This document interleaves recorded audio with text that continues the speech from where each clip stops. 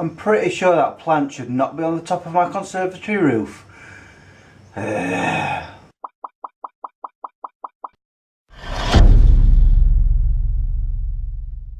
Before I do anything this morning, coffee, coffee, coffee, coffee, coffee, coffee, coffee, coffee, coffee, coffee, coffee, coffee.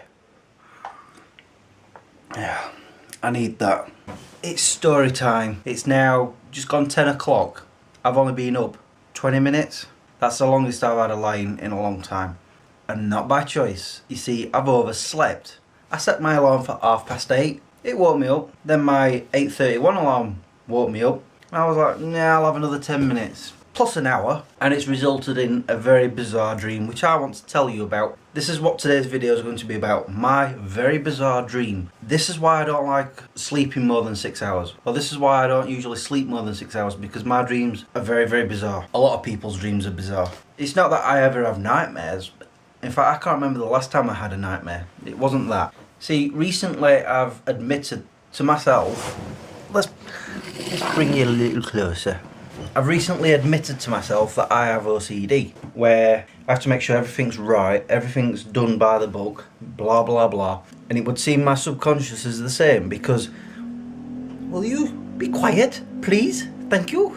Things were spiralling out of control in my dream as the dream went along. It started off at work. I don't really remember much of anything that was happening at work other than there was a lot of people running about. But anyway, that aside, I set off home from work by bus, which straight away you're thinking, well, where's your car? Apparently my car was in the garage or something, I don't know. So I'm on my way home from work by bus. Whenever I travel to or from work from here, I have to catch 2 buses. I caught the first bus into Sheffield. Then I got on the second bus. As we passed a bus stop, the first bus stop, I started realising, hold on a minute, I haven't got changed since I left work. I forgot to get out of my work clothes. I got off the bus, where I started making my way back to work, except for some reason I wasn't using the buses, which completely throws the whole story out of whack, if it was ever a story. I started making my way back to work, walking, where I bumped into an old friend that I haven't spoken to for a while, where we had a brief conversation. Then I ended up bumping into somebody else that I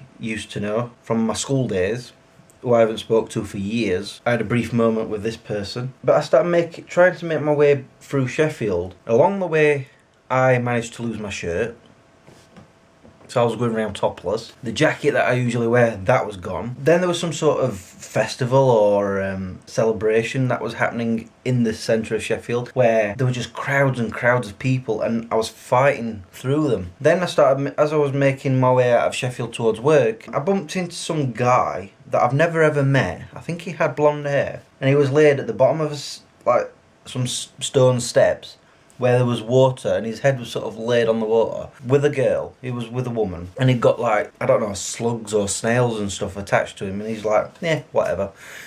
And I got talking to him, and I telling him my predicament, and he's like, well, I'll come along with you to try and get your bike. So we were going on, I was telling him my plight, and we ended up at, I'm assuming, his place, his flat or something, where I started saying to him, I've lost my phone. I've realised my phone's missing.